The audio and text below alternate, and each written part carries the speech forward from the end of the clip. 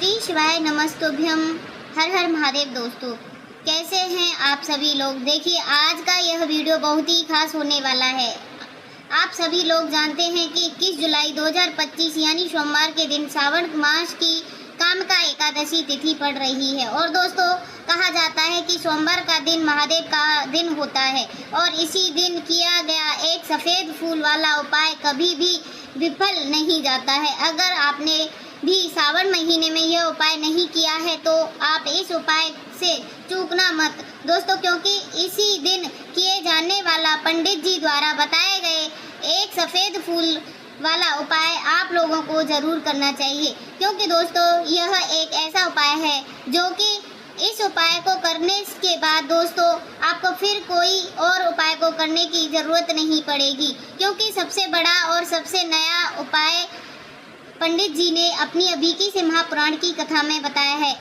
मैं इस उपाय को आज हम आपको बहुत अच्छे से समझाने वाले हैं। इस वीडियो को देखने के बाद इस उपाय को समझने के लिए आपको कोई और वीडियो को देखने की ज़रूरत नहीं पड़ेगी। तो चलिए दोस्तों, उपायों को शुरू करते हैं। देखिए, यह दिन इतना खास होता है, इतना महत्वपूर्ण होता है। देखा गया है कभी कभी बड़े बड़े पूजा पाठ अनुष्ठान से जो मनोकामना पूर्ण नहीं होते, वह 21 जुलाई 2025 सोमवार एकादशी के दिन एक छोटे से उपाय कर लेने से ही आपकी मनोकामना पूर्ण हो जाती है। और बहुत सारे लोगों ने इस उपाय को किया भी है और उनको इस उपाय को करने का फल भी ज़रूर मिला है। अगर आप लोग भी इस उपाय को सोमवार एकादशी के दिन करना चाहते हो तो आप इस उपाय को पहले अच्छे से समझ लेना, सुन लेना, उसके बाद में ही करना। आपको इस उपाय का फल ज़रूर मिलेगा। और इस उपाय को कर लेने से आपके घर में चाहे किसी भी प्रकार का दुख और समस्या क्यों न चल रही हो, चाहे आपको उसका कारण भी नहीं पता है कि भाई यह समस्या किस कारण से चल रही है, उसका कुछ भी कारण हो सकता है। जैसे पितृदोष हो सकता है या किसी भी तरह का मंगल दोष भी हो सकता है, और भी बहुत तरह के दोष होते हैं, कुछ भी हो सकते हैं। पर आपको इस उपाय को करने से के लिए अपने दोषों को पता लगाने की ज़रूरत नहीं है। बस सोमवार के दिन आपको इस सफ़ेद फूल वाले उपाय को आप लोगों को कर लेना है। यह एक ऐसा उपाय है जिस उपाय को अगर किसी विशेष दिन पर किया जाए तो भाई उस विशेष दिन का जो है वह तो हमें मिलता ही मिलता है। पर हमने उस दिन पर इस उपाय को किया है तो इस उपाय का फल हमें बहुत ही बड़ा और फल मिलता है और बहुत जल्दी मिलता है, क्योंकि आप इस उपाय को बहुत ही बड़े और विशेष दिन पर कर रहे हो। क्योंकि दोस्तों 21 जुलाई 2025 यानी सोमवार के दिन एकादशी तिथि का बहुत ही ज़्यादा बड़ा महत्व होता है। इसीलिए दोस्तों, आज की इस वीडियो में हम आप लोगों को एक सफ़ेद फूल वाला उपाय समझाएंगे, जिस उपाय को करने से अगर आपकी किसी भी प्रकार की मनोकामना है, किसी भी प्रकार की परेशानियां हैं, सबसे ज़्यादा समस्या आपके जीवन में है, अगर आपको धन प्राप्ति नहीं हो पा रही है, रुपए पैसे की आपके घर में लगातार दिक्कत परेशानी चलती आ रही है, आपका व्यापार, आपकी नौकरी अगर अच्छे से नहीं चल पा रही है, जिस भी वजह से घर में लगातार आर्थिक समस्या बनी है, घर का कोई न कोई सदस्य अगर बीमार रहता है, आसपास में एक दूसरे में लड़ाई झगड़ा होता रहता है, किसी की अगर बनती नहीं है, तो पूजनीय गुरुजी ने कहा है कि जब आपके जीवन में ऐसी परिस्थितियां आ जाएं कि आप एक एक रुपया खर्च करने के लिए पहले कई बार सोचने लगे हो, आपको धन प्राप्ति अगर नहीं हो पा रही है, तो आपको सिर्फ और सिर्फ एक सफ़ेद फूल वाले एक ऐसा विशेष उपायों के बारे में, लेकिन इससे पहले मैं भी मेरे भाई, मेरी प्यारी बहनाओं आज चैनल पर पहली बार आई हैं या मेरी आवाज़ पहली बार सुन रही हैं, अगर आप भी महादेव के सच्चे भक्त हैं तो वीडियो को लाइक और चैनल को सब्सक्राइब ज़रूर कर लेना और कमेंट बॉक्स में श्री शिवाय नमस्तुभ्यम हर हर महादेव ज़रूर लिख देना। अब हम समझाते हैं इस वाले उपाय को हमें करना किस समय है। इस एक सफ़ेद फूल वाले उपाय को हमें इस एकादशी के दिन करना किस समय है। तो देखिए, इस उपाय को करने का जो समय है वह सुबह का समय है और शाम का समय भी है। अब देखिए यहाँ पर हम मुख्य रूप से सुबह का समय नहीं बोलेंगे, क्योंकि 21 जुलाई सोमवार एकादशी का दिन है और इस दिन प्रदोष काल के समय का बहुत महत्व होता है। बाकी अगर सुबह के समय भी करोगे तो भी अच्छा होगा, उसमें कोई दिक्कत वाली बात नहीं है। तो चलिए जानते हैं इस विशेष उपाय के बारे में, लेकिन उससे पहले एक प्रार्थना, अगर आप चैनल पर नए हो तो आप इस वीडियो को लाइक करके और चैनल को सब्सक्राइब ज़रूर कर लेना। तो चलिए अब हम अपने सबसे पहले उपाय की बात कर लेते हैं। श्रावण मास के दिनों में विशेषकर भगवान शिव और माता पार्वती और विष्णु भगवान का पूजन किया जाता है। अब साथ ही साथ कामिका एकादशी का दिन भी पड़ गया है, तो ऐसा समझ लीजिए आपके जीवन में धन भी आएगा, सुख भी आएगा, धन बढ़ेगा भी और साथ ही साथ आपके जीवन के सारे कष्टों को भगवान शिव जी दूर कर देंगे। तो चलिए सबसे पहले बात कर लेते हैं सबसे पहले उपाय की, जो कि सोमवार एकादशी वाले दिन आपको विशेष कर करना है। और इस उपाय को करने से आपकी कोई भी ऐसी इच्छा और कोई भी विश अभी तक अधूरी है, पूरी नहीं हो रही है, तो आपकी बड़ी से बड़ी विश और मनोकामना पूर्ण हो जाती हैं। अब आप एकादशी वाले दिन इस वाले उपाय को कर लेते हो। तो देखिए आप सभी लोग जानते हो कि श्री हरि विष्णु जो हैं उन्हें तुलसी दल सबसे प्रिय है। बिना तुलसी माता के श्री हरि विष्णु अधूरे हैं और बिना तुलसी पत्तों के श्री हरि विष्णु का भोग अधूरा है। अब श्री हरि विष्णु को प्रसन्न करके आप अपनी किसी भी मनोकामना को पूरा करवा सकते हो, क्योंकि श्री हरि विष्णु प्रसन्न हो गए तो आपकी कोई भी विश और इच्छा मनोकामना अधूरी नहीं रहेगी। तो आपको तुलसी जी के 5 पत्ते ले लेने हैं। अब यह 5 तुलसी जी के पत्ते आपने लिए हैं, यह 5 तुलसी जी के पत्ते आपको सीधे श्री हरि विष्णु को अर्पित कर देने हैं अपने घर के मंदिर में ही, ऐसा आपको करना है।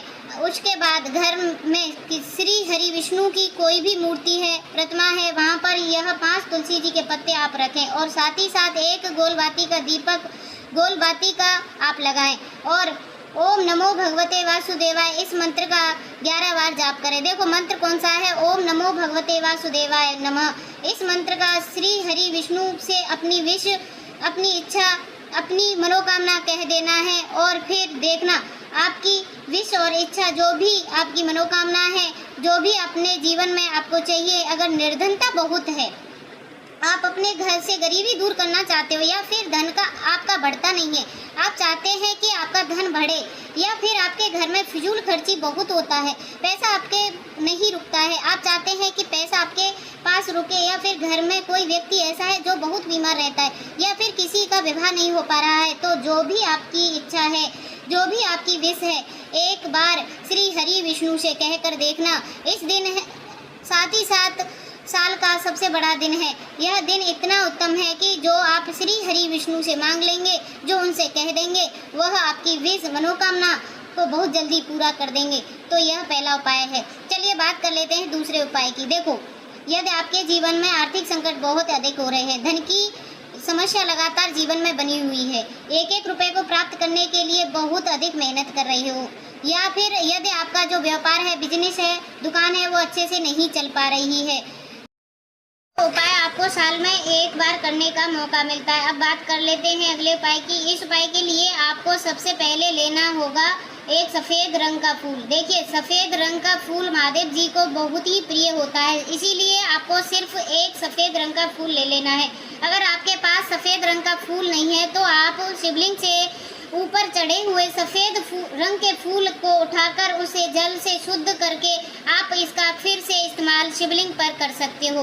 बस आपको ध्यान रखना है कि सफ़ेद रंग का फूल जो आप लेंगे वो केतकी का फूल नहीं होना चाहिए और आप कोई भी सफ़ेद रंग का फूल उसकी जगह पर ले सकते हो। फिर इसी के साथ में आपको एक चावल का दाना लेना है। चावल का दाना कहीं से भी टूटा या खंडित नहीं होना चाहिए। इसी के साथ में आपको एक बेलपत्र भी ले लेनी है।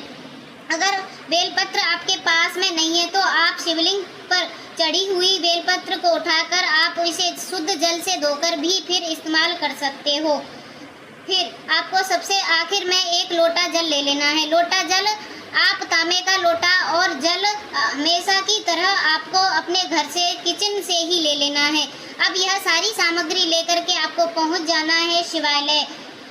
पूजनीय गुरुजी ने कहा है कि इस उपाय को आप शाम के प्रदोष काल में करना चाहें तो उत्तम रहेगा। अब देखिए, अब जो यह तीनों सामग्री आपके पास में है, इनको लेकर के आपको पहुंच जाना है शिव मंदिर में, और एक बेलपत्र को ले गए हैं, और एक चावल का दाना जो आपके पास में है, और एक सफ़ेद फूल रंग का फूल जो आपके साथ लेकर गए हुए हैं। इन तीनों सामग्रियों को एक एक करके आपको इसी एक लोटे में जल में डाल लेना है। यह तीनों सामग्री आप शिवलिंग के सामने ही इस एक लोटे जल में डाल लीजिए। अब आपका यह एक लोटा जल का मिश्रण तैयार हो गया है। अब इस एक लोटे जल के मिश्रण को आप धीरे धीरे शिवलिंग के ऊपर समर्पित करते जाएंगे और लगातार ओम नमः शिवाय या फिर श्री शिवाय नमस्तुभ्यम दोनों में से किसी एक मंत्र का जाप श्रवण करते रहेंगे। पूजनीय गुरुजी ने कहा है कि जल आपको बिल्कुल धीरे धीरे समर्पित करना है, और जल समर्पित करते हुए आप कम से कम 108 बार इस मंत्र का जाप श्रवण कर जरूर करें।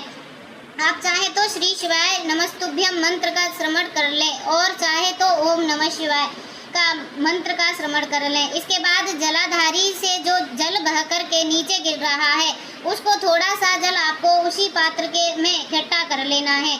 आप चाहे तो इस खाली लोटे में भी इस जल को इकट्ठा कर सकते हो और महादेव जी से अमृत स्वरूप आपको प्राप्त कर लेना है। देखिए, महादेव जी से आपको बोल देना है कि हे मेरे महादेव, मेरे व्यापार में घाटा हो रहा है, मेरे जीवन में किसी भी प्रकार की सफलता मुझे प्राप्त नहीं हो पा रही है, धन धान की लगातार समस्या बनी रहती है, नौकरी सही से नहीं चल पा रही है, कुछ न कुछ जीवन में परेशानी लगातार बनी हुई है। तो आपकी जो भी मनोकामना हो उस मनोकामना को स्मरण करते हुए आपको इस जल को महादेव जी से अमृत स्वरूप प्राप्त कर लेना है, और यह जल आपको लेकर के अपने घर चले आना है। अब अगर आपके घर में लड़ाई झगड़ा बहुत होता है तो आप इस जल को आचमन अपने पूरे घर के प्रत्येक कोने में कर दीजिए, यानी कि इस जल का छिड़काव आपके घर के प्रत्येक कोने में आपको कर देना है। बस आपको किसी भी अशुद्ध जगह पर इसका जल का छिड़काव नहीं करना है, और घर के हर कोने में इस जल का आपको छिड़काव कर देना है। साथ ही साथ आप थोड़ा सा आचमन खुद कर लीजिए और घर के अन्य सदस्यों को भी इस जल का आपको आचमन करवा देना है। पूजनीय गुरुजी ने कहा है कि जो भी व्यक्ति जल का छिड़काव अपने घर में कर देता है या स्वयं आचमन कर लेता है तो उसके जीवन की बड़ी से बड़ी मनोकामना भी महादेव जी की कृपा से बहुत जल्दी पूर्ण हो जाते हैं। अगर दोस्तों आपको यह वीडियो अच्छी लगी हो तो इस वीडियो को लाइक करके वाणी भक्ति चैनल को सब्सक्राइब जरूर कर लेना। अब मिलते हैं नेक्स्ट वीडियो में, तब तक के लिए हर हर महादेव, ओम नमः शिवाय।